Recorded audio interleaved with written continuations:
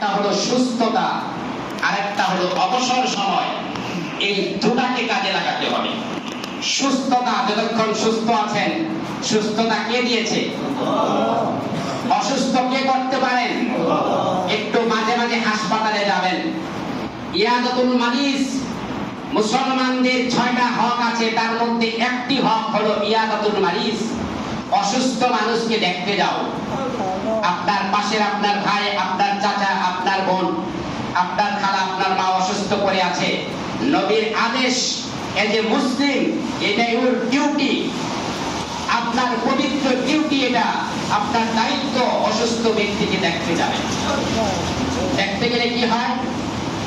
যতক্ষণ পর্যন্ত যাচ্ছেন, বাড়ি ফিরে আসা পর্যন্ত 70,000 আল্লাহর ফেরেশতা আপনার জন্য আল্লাহর কাছে ক্ষমা চাইতে থাকে।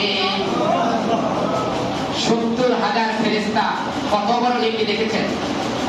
70,000 ফেরেশতা ক্ষমা চাচ্ছে।